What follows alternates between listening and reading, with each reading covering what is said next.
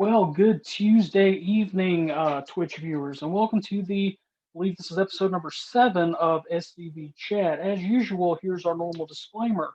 The views and opinions expressed in this program are not necessarily the views and opinions of the national organization, any division, brigade, or camp, just those who were, just the opinion of those who were sharing them. So draw your own conclusion.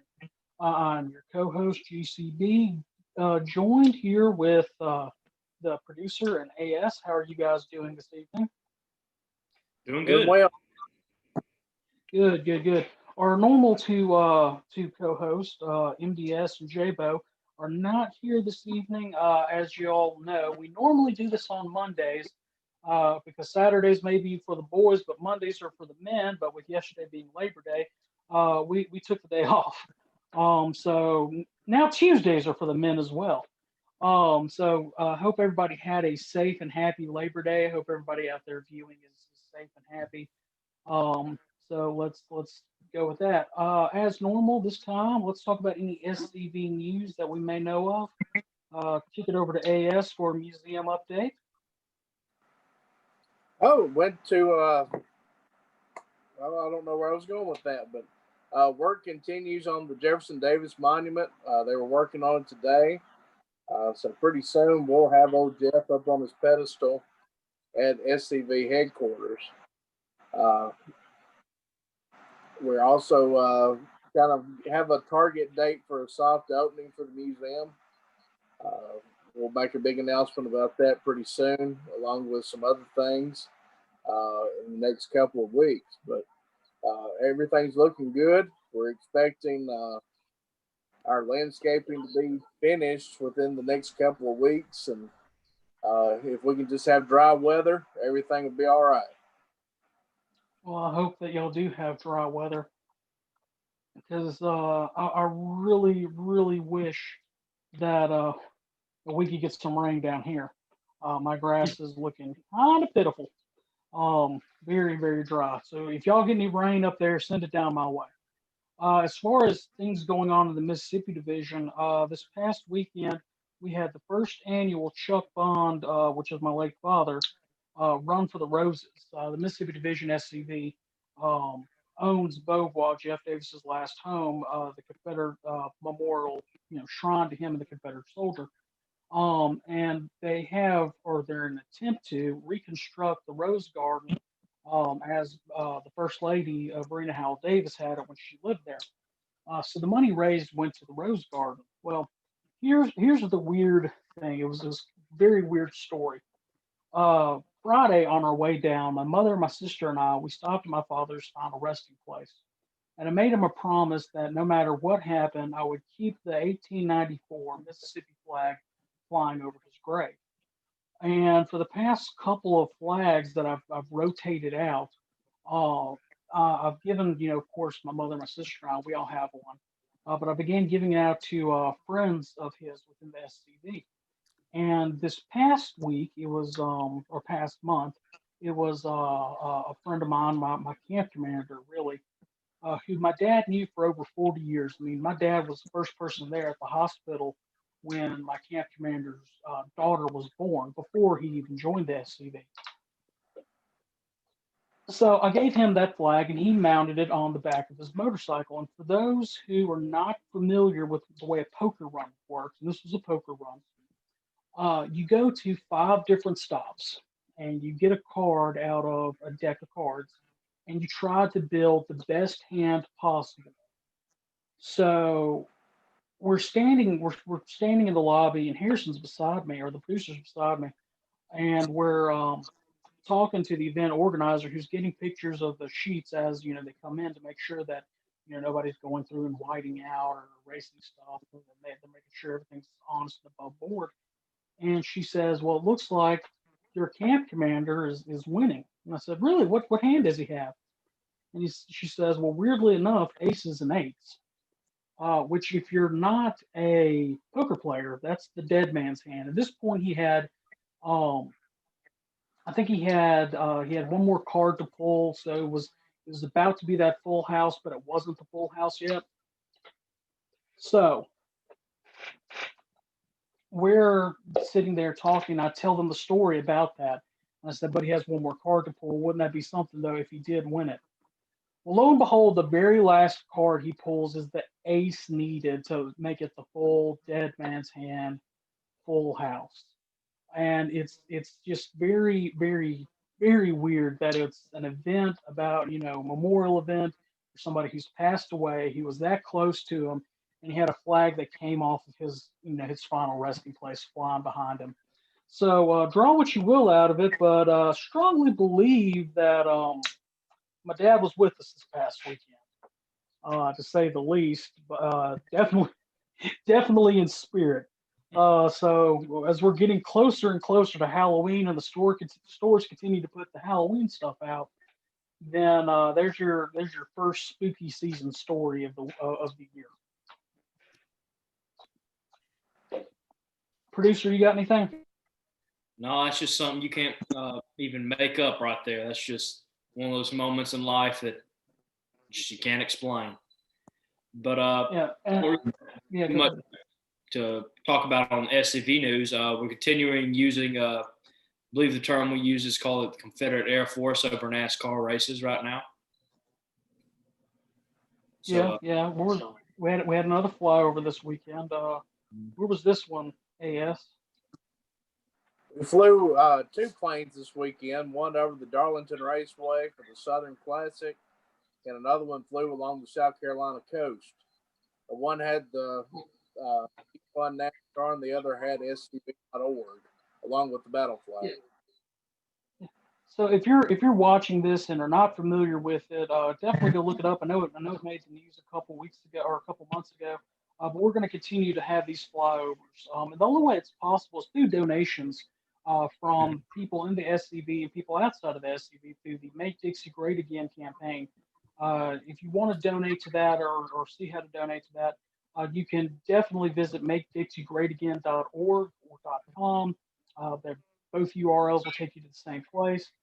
The other way is if you go to the SCV store on scv.org, there is a Make Dixie Great Again or Confederate Legion option of membership, and the money that raised through there goes to help through those events. So if you want to support the cause, definitely go there. Also, you can find other great merchandise like what will be in our upcoming giveaway, except for one item. That'll be a special item that was shown last week, and I'm going to throw in an item as well for that. A cup from this past weekend, Memorial Cup. So you get now 2 cups, I believe a Elm Springs coffee mug, and Elm Springs, that's 3 cups really, a National Confederate Museum challenge coin, and a t-shirt. If you want to enter this giveaway, please email producer. What's the email address? scvyouthOutreach@gmail.com. And if you couldn't hear him, I'm sure he'll put that in the chat. Email with your Twitch ID, or if you don't have a Twitch ID, just use keyword Stonewall. If you don't have a Twitch ID, just use keyword Stonewall. Put in your T-shirt size and your mailing address. Email that address, and what we'll do is we'll put you on a spreadsheet. And on the night that we give it away, we'll do a random through Google the number generator, and 1 through 50 or whatever, how many numbers we have, and it'll randomly draw somebody, and we'll send you that stuff. So please see that and share it if you think of anybody who else wants to get into it. Well, tonight, with us not having a firm schedule and half our staff missing, I figured that we could talk about a couple of random things, just us talking. But before we get to that, I forgot 2 things in our normal lineup. 2 things. Our trivia question of the week. So, Mr. Producer, if you will unlock the chat so I can get the chat to answer it, and I'll find us a good trivia question.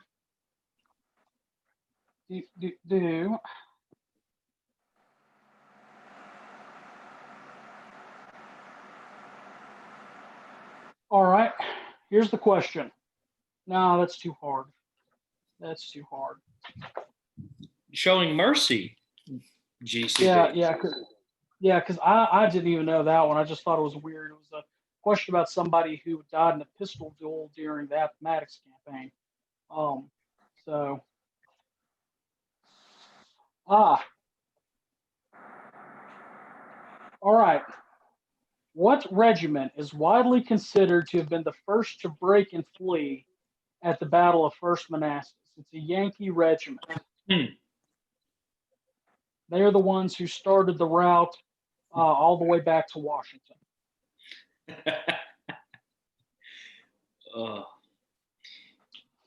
They are now my new favorite Yankee unit. To quote, I'm going to quote a movie, and it just kind of shows my age, what I grew up with, and I'm sure GCB will make fun of me for it. That does put a smile on my face. Do you know which one? No. Avengers Infinity War. Thanos. Nerd. Yeah. Proud. Represent. So what Yankee regiment was the first, or is considered to have been the first, to break and flee at First Manassas? Check where the live stream's at.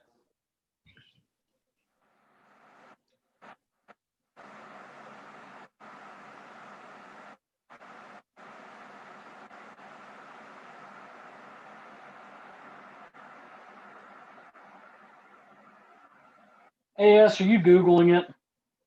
Yeah, He's Googling. He's Googling it. AS is a cheater. Cheater, man.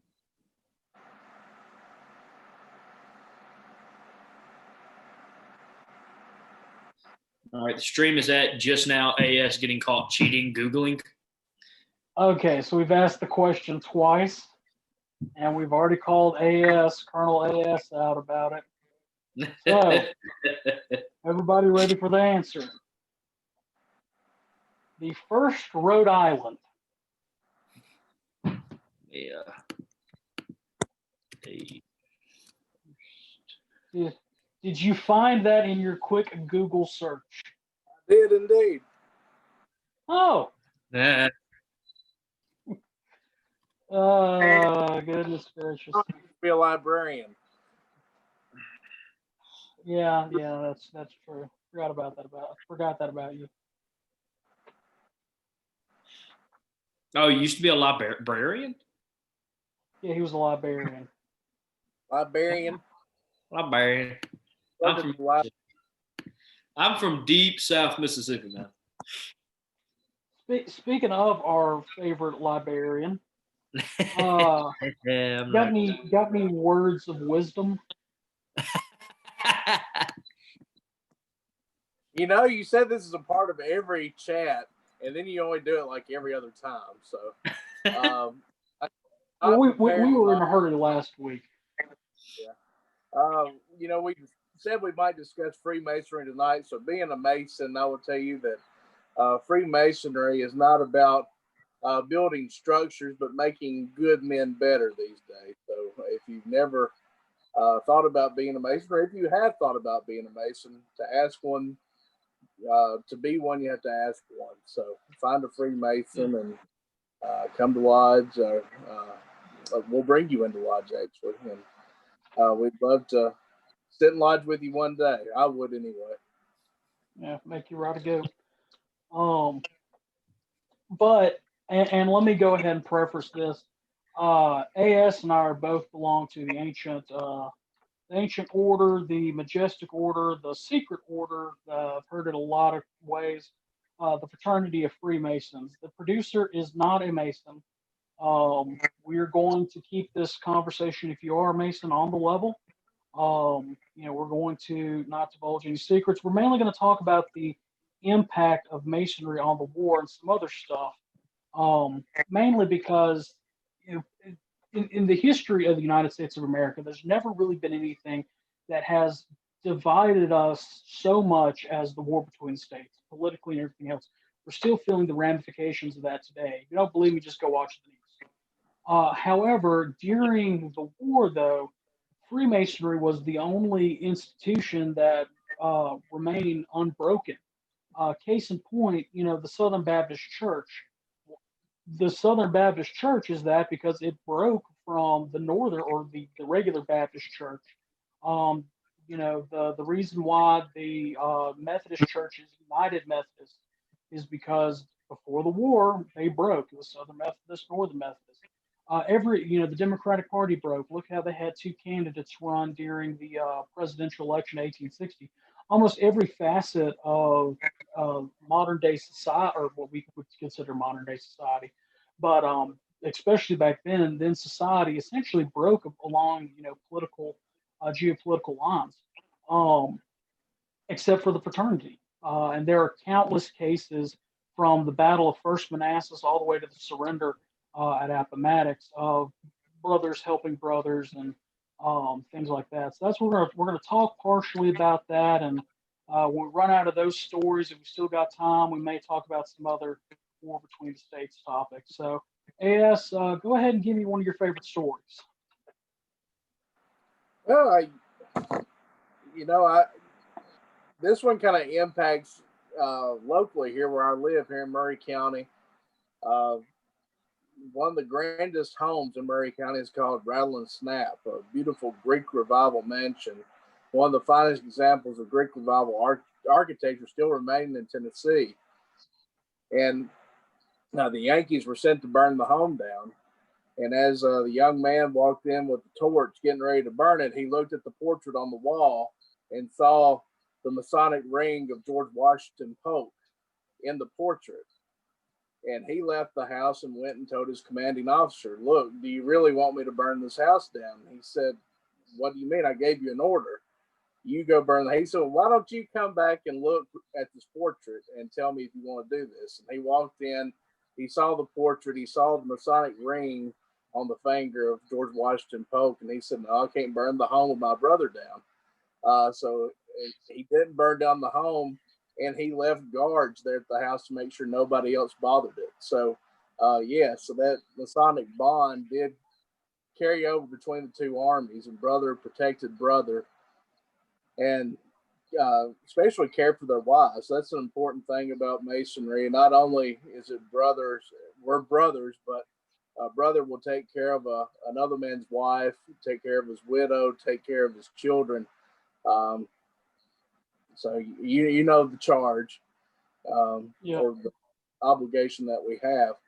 But another thing of the war that impacts here locally, during the war, you were able to petition your state lodge, the Grand Lodge, to have traveling camps that would go along with the armies. And several Confederate soldiers, as did Union soldiers, they became Masons in the Army in some of these military or traveling lodges. Murray County's last surviving Confederate veteran was raised in one of these military lodges. He was belonging to my lodge after the war, Pleasant Grove 138 in Culleoka, Tennessee, Merritt Booker Tomlinson. And when he died, he was the oldest Mason in the United States, meaning he had been a brother of the craft longer than anyone else. Wow. I think 70 years in.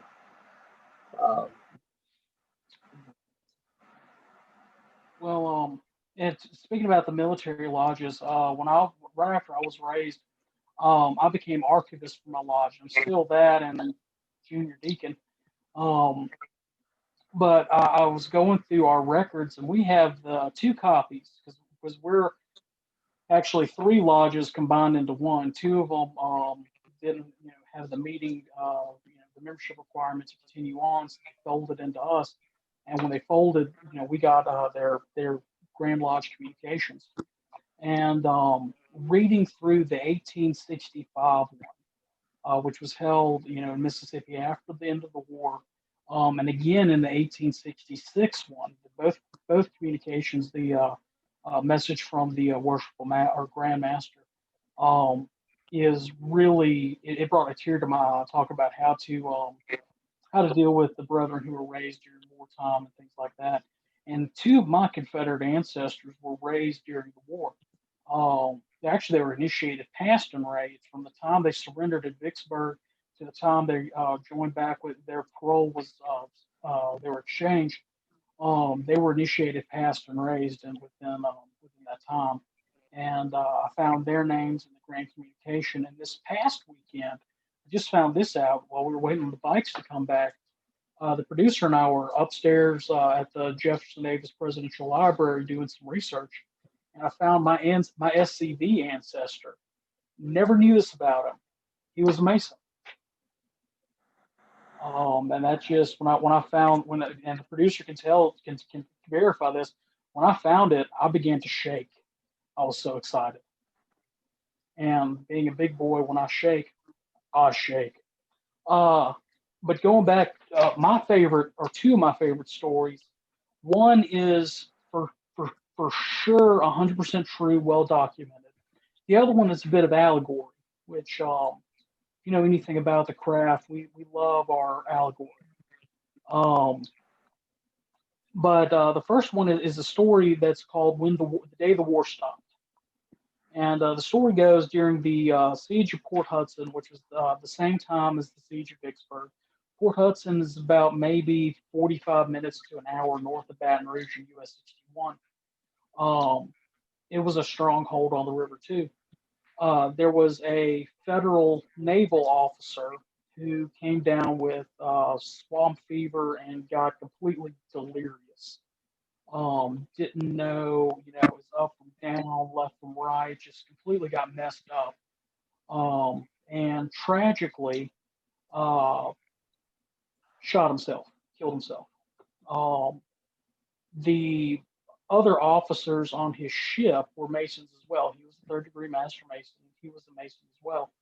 Um, the officers disembark, and this is in the middle of a siege, remember. You know, they're shelling this institution day in and day out. The infantry is charging and attacking. You know, it's not a pretty sight. Siege warfare during that time was not pretty. Um, Played hell, pardon my language, but on the military and the civilian population alike. But they raised a white flag and came into St. Francisville, which was the closest town to Port Hudson, and asked for a ceasefire, and found some of the officers of the lodge there in St. Francisville, who were old men and you know weren't fit for service. Between those men, the officers of the lodge, they also got some men who were from St. Francisville, who were in the siege lines fighting for the Confederacy.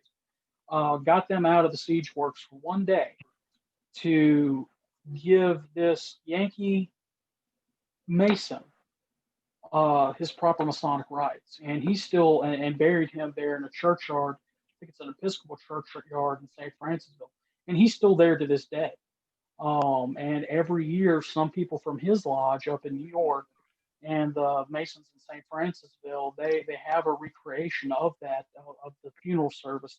And it's I've seen it on YouTube. It's you Google the Day the War Stopped. It's a beautiful story, but 100% accurate. The lodge to this day, you know, 160 some odd years later, they still maintain his grave.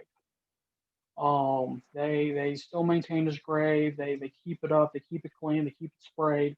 And that just proves how the bonds of the fraternity transcend not only you know again the geopolitical landscape, but also transcend time as well, which is I think really neat. Now the story that I've not seen 100% proof of, but would love to find proof of, it's this fellow from, I think again from New York, had gotten his first 2 degrees.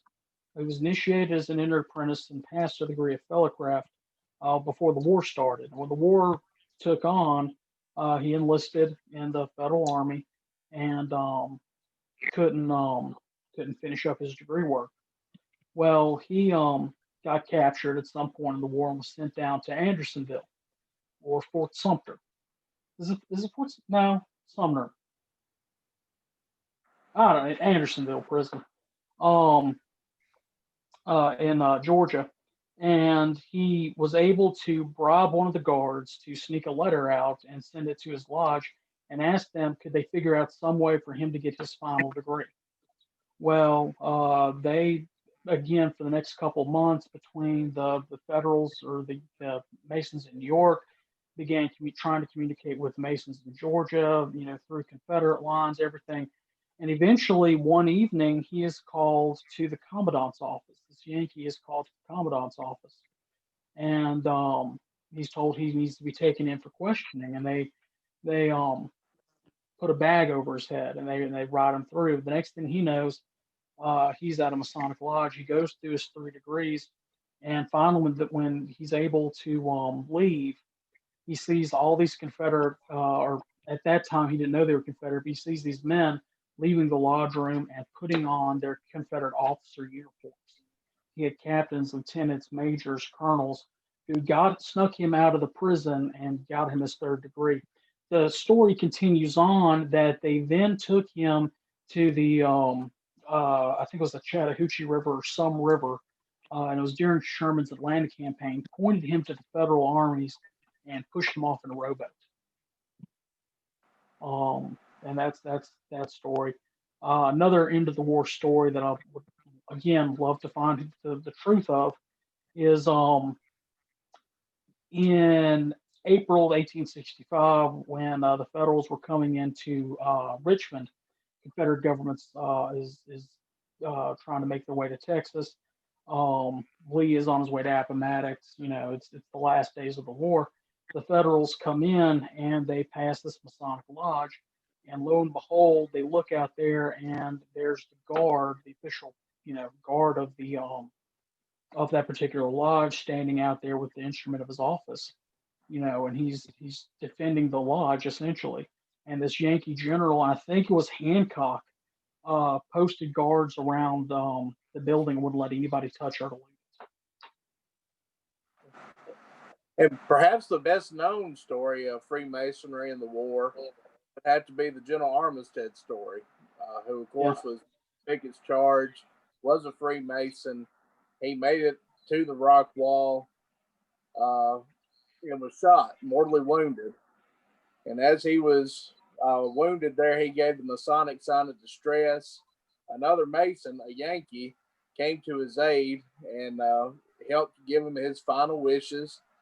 He gave General Armistead gave him the family Bible and his personal effects, and Yankee gave him water, gave him some comfort there in his final hours. And now on Gettysburg, there is a Freemasonry monument, a statue to this that symbolizes that final action, the brotherhood between the Yankee and the Confederate Masons. I do have a couple of books that I would recommend if you're interested in reading about Freemasonry during the war. These are two that I've read. There's not a whole lot of these out there, so these are probably two of the best. One is called The Better Angels of Our Nature, and the second, and probably most well known, is House Divided, the story of Freemasonry in the Civil War. So I would check those two books out. Worth the read. I wish that headquarters would start carrying them. Hey, once we get in the museum, we'll have room to expand our book collection. Okay.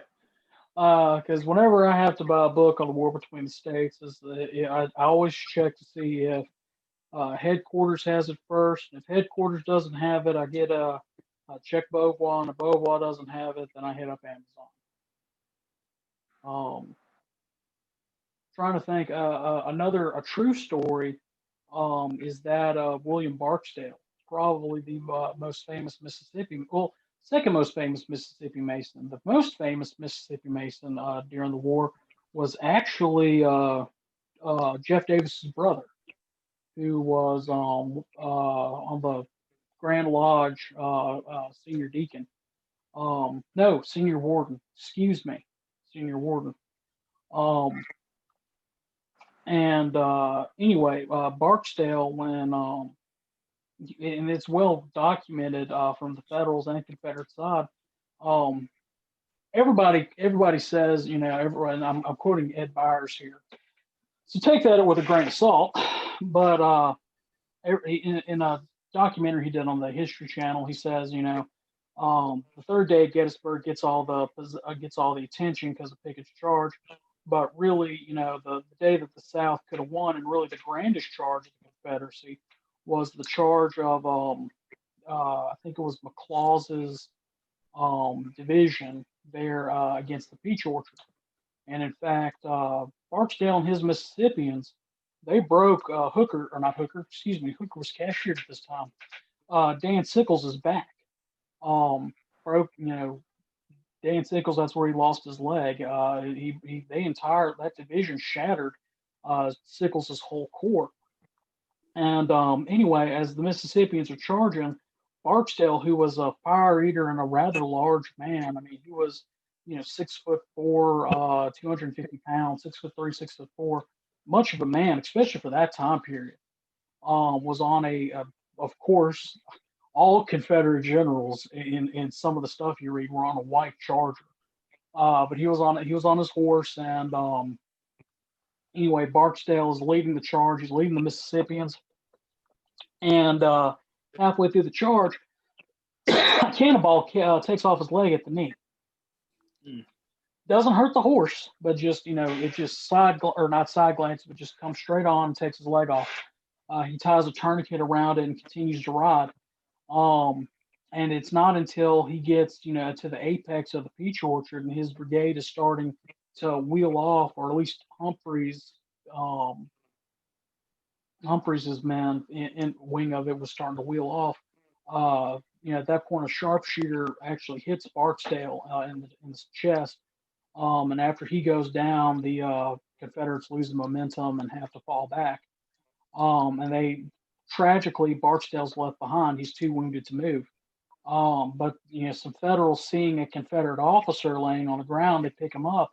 And upon further investigation, checking his wounds, they open his coat up, and on his shirt are mother of pearl buttons with square and compasses on them. And they completely, they instead of treating him like they would have treated a Confederate officer, potentially, I mean, they treated him with utmost respect and courage and dignity and everything else that could be afforded to him. They kept him hydrated well. They tried to ease his comfort as much as possible. And that evening, when he died of his wounds, I mean, heck, his leg's blown off, he's losing blood, he's shot in the chest. There's no way he's going to survive this. And he finally succumbs to his wounds. The Federals bury him there on the site. And there's reports that they actually gave him Masonic rights when they buried him. Group of Yankees who his men just completely thrashed gave him the Masonic rights of a brotherhood. Well, fast forward years later, and the family wants him disinterred from Gettysburg, and they disinter him and then bring him back to Mississippi. And it was the largest funeral in Jackson at that time. And the Grand Lodge took a huge, I think it was close to 3,000 Masons marched in his funeral. That's in the 1870s, or 1880s in Jackson, which is a pretty big deal. And they reinterred him in the cemetery in Jackson. Not in Columbus. There's a little bit of a thing. Columbus gets Memorial Day, the start of Memorial Day. They don't get Barksdale. But that's about it. About all I've got on Masonry during the war. Except if you're interested in learning more, you check out the books that AS mentioned, or do your own research on it. It's really worth it. I know that when I got my third degree, actually in Mississippi, we have a Confederate degree team, and it's guys. A lot of them are guys who I used to reenact with, and they're a good bunch of guys. That's a memory that nobody can take away from me. Especially because I'm a little bit of a smart aleck, and they got some revenge on me.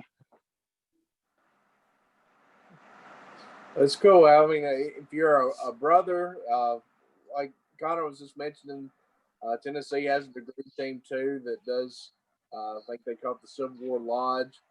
and they'll confer degrees in Confederate uniforms, and you'll receive your degree in a campaign tent, and it's pretty cool to see.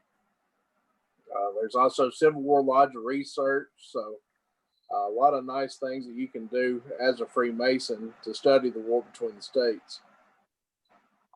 I tell you what I would love to see on the SCV level is us getting together at some point at one of the national reunions and doing something. You and I kind of talked about that at the retreat last month, um, about a month ago, and would love to see that happen. But there's always time. Yep. But now let's move on to some other random topics. Speaking of national reunions, next year's national reunion is going to be in Metairie, Louisiana, which is just outside of that Devil's Punch Bowl city, New Orleans, Tui. But it still should be a good time. I'm looking forward to it. I know the producer's looking forward to it. But for anybody who's into SCV and you've never come to a national reunion, should be a good time. The information's already out there. Pre-registration's already open. They've got it so well filled out. They've got the menu for the meals planned.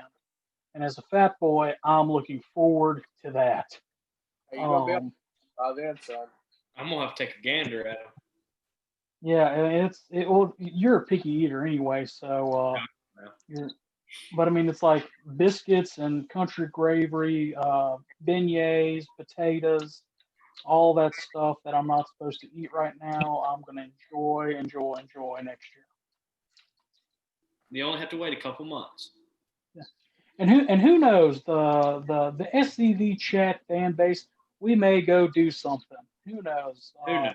I was when I was at on the coast this weekend. I did pick up a rack card for the D-Day Museum or the National World War II Museum, and I'm definitely doing that. That's just a stone's throw away the Confederate Museum there in New Orleans. Yeah, I'm probably gonna do both of those. I don't know if I'm gonna climb any lighthouses. Yeah. Are you gonna climb any lighthouses, AS? If Mrs. AS wants to do that, that's what we're gonna do. And those are the words of wisdom. Happy life, happy life. When your missus says something, it's in your best interest to go ahead and do it. Except zip line over some alligators, She's right? Yep. You know, if this is true for me and a lot of other guys in the SCV, we get to go to national reunion. I really don't have a choice in the matter, but the ladies, this is their vacation too. So you got to go out and give them a good time too while you're at the reunion. Like I said, if she asks you to go zip lining over alligators, you're gonna do it. I'll be glad to watch her. Yes, like I'll give you that full support. And that's the line. But no, hopefully we'll be done with all this COVID and we can have a good time, and really enjoy friendship and brotherhood and all that stuff. So definitely, if you're interested in joining the SCV, definitely join so you can join us at the national reunion next year in Metairie. If you are a member you've never been, definitely consider about coming because it'll be a lot of fun, a lot of fun. Trying to think, I had a good topic that I was going to ask questions on besides my Jeopardy calendar that I'm a month behind on. Oh, it was a good one. It wasn't on. It was on goodness gracious.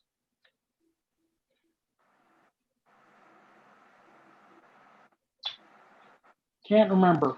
I know it wasn't on Braxton Bragg because nobody ever wants to talk about him. Poor Bragg. I know what I was going to say. I was going to plug something else real quickly. Again, these are not paid promotions, but during my lunch hour today, I got on the Abbeville Institute and was rereading several articles that were written back in 2015. Our good friend, past Alabama Division Commander, now Army of Tennessee Councilman. Thank you. Thank you. Um, uh, Definitely, if you're interested in Southern history, go look at the Abbeville Institute. Read some of the things they've written since 2015. It's really a good place for Southern knowledge. Eventually, we're going to do a episode on Abraham Lincoln, and several of the a lot of the information that we got is came at least from the producer and I came from the institute. Things like his You should war be good on crimes that. and other things like that. Um, at this point, Mr. Producer, I'm going to ask you to try to. How many people do we have in the chat today? Got about 3 people in the chat today. Small little crowd, but let's see Yeah, here. small crowd. I'm going to ask you to open it up for a couple of questions. All right, I got it open for some questions. If you want to go ahead, hit it. Yeah. If anybody who has any questions, go ahead. Remember, there are rules in the chat. They are posted on there. If you break a rule, be respectful to everybody, because if anybody breaks a rule, we are going to shut it down. I will say this: we are planning, hopefully, to make the show a little bit better. I think we've mentioned it before. On September 17th, we are going to have a special episode. I think that's next Thursday on the U.S. Constitution, which I have a copy of right here, and the Confederate Constitution, which is in my gym bag because I was reading that while I was waiting on my workout buddy to get to the gym. Some good reading right there. Yeah. So we're going to do a comparison, contrast, and several things else. So please share that information around, and that's going to be our real big first push. But hopefully, as we continue to develop this, we are going to try to make it more. If you followed Steven Crowder, before he got really famous, we're going to try to make it more like his show with some actual skits and things like that, including her. So,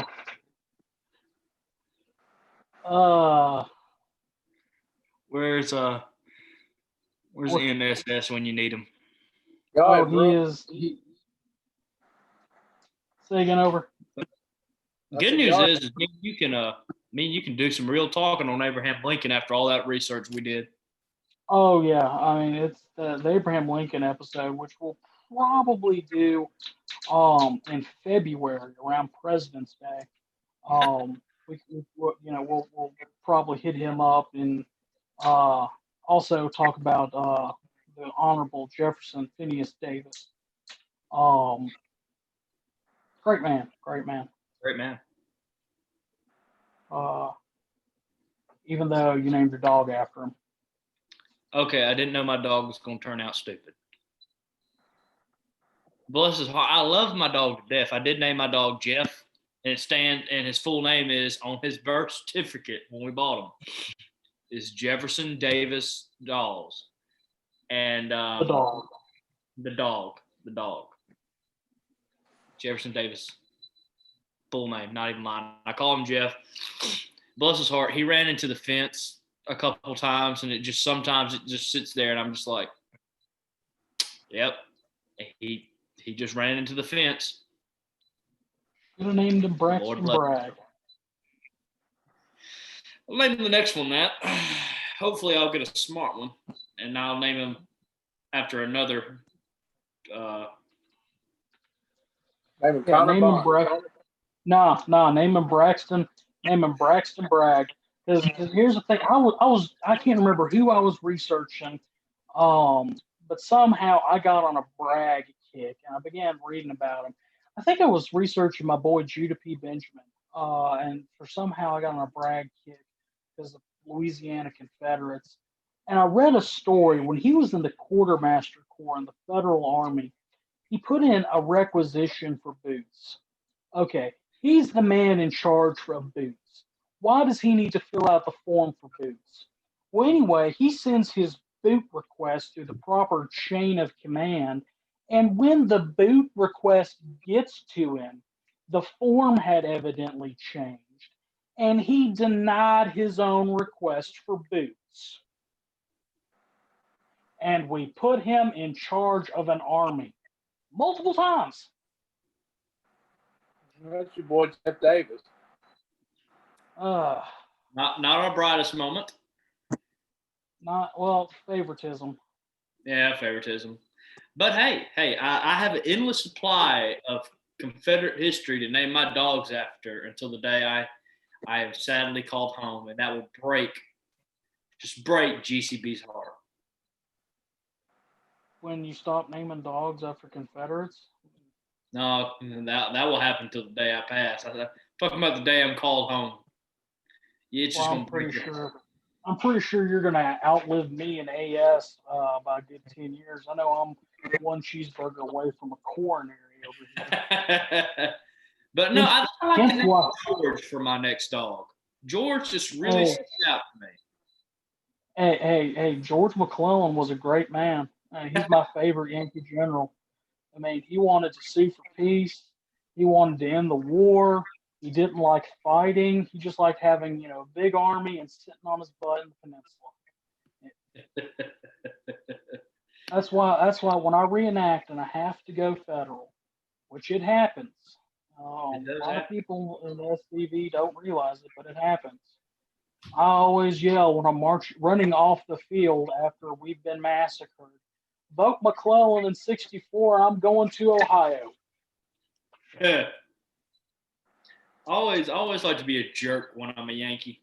Get into the character. Yeah, and that's the great thing about having a sister who reenacts, because I can take out months of pent up frustration and anger out on her, just verbally, just be a complete Yankee to her, and everybody thinks it's part of the show.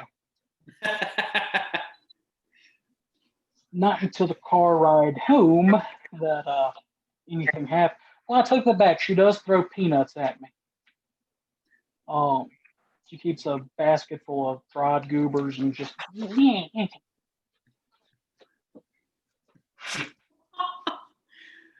Oh, this podcast started on Monday for the men, and it's ending up at with me getting peanuts thrown at me while I'm dressed as a Yankee. Yeah.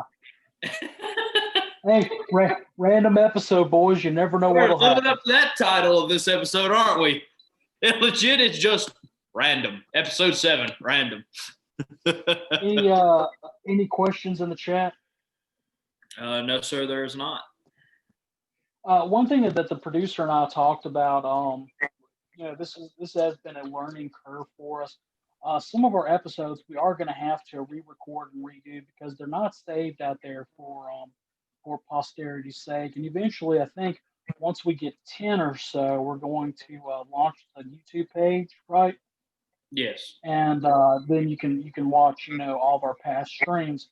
But to recap the episodes that we've done, the very first episode was pretty much what the SCV means to us. And while we're members of the SCV, we'll have to re-record that one. The next episode was on General Robert E. Lee. Again, that one was lost to. Happy to redo that one because I like that. Yeah, and the producer lagged out during his part.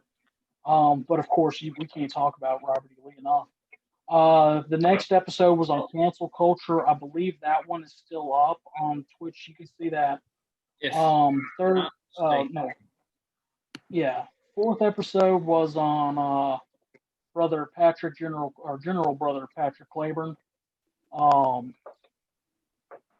The next episode was on the Confederate battle flag.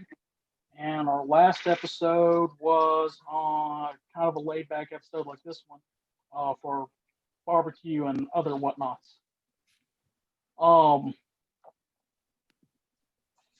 Next week's episode, like I said, on the 17th is going to be Constitution Day episode. So please, everybody, try to tune in for that. The weekend after that, we're going to continue to dive into Southern culture and talk about the influences of the South on America's music. Things like the blues, Southern rock, gospel, Elvis. Hopefully, AS can have his Velvet Elvis picture up. Is that a yes? You'll have it up. All right, good. One of us has to dress up as Elvis. You volunteering? I think MS will look perfect in an Elvis costume. I can be fat Elvis. All right. If we're gonna do that, then Jabo has to be Jerry Lee Lewis. His natural God-given talent. It's perfect. I think the week after that we may do Southern. All right, I'll put it to y'all. Do y'all want to do Southern music after the Constitution or Southern cinema? Southern what? Cinema. Not cinnamon sticks. Music. Kind of a wider breath. Yeah. Well, I mean, Southern Cinema cinema, they're too much. I mean, too many Yankees out there trying to imitate a Southern accent. No. Yeah, well, we could talk. We could talk about that. I think we need to do music first because it sounds like cinema is going to be a heated one. All right, we'll do cinema after music, and then by that point we should be depending on the weeks when that is, because around October 5th we're going to talk about the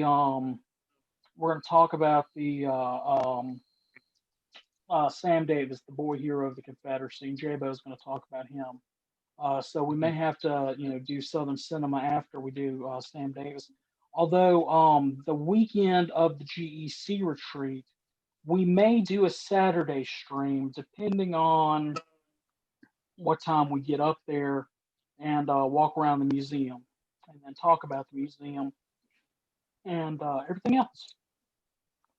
So without further ado, I think that's a good episode, boyos, and I think we need to call it. You calling it? No questions in the chat. No questions in the chat. Well, just want to tell everybody. Go ahead. You go ahead. I was just going to say for all I just want to tell everybody, please show up for next week. We got a very big episode. Yeah, and just want to thank I everybody. thought you were giving me the green light. Yeah, well, you got it. Or you had it. But thanks to everybody who watched and continues to watch. Remember the giveaway. Remember to visit Make Dixie Great Again and SCV.org. And remember, as always, no Fumar in the elevator. No Fumar in the elevator.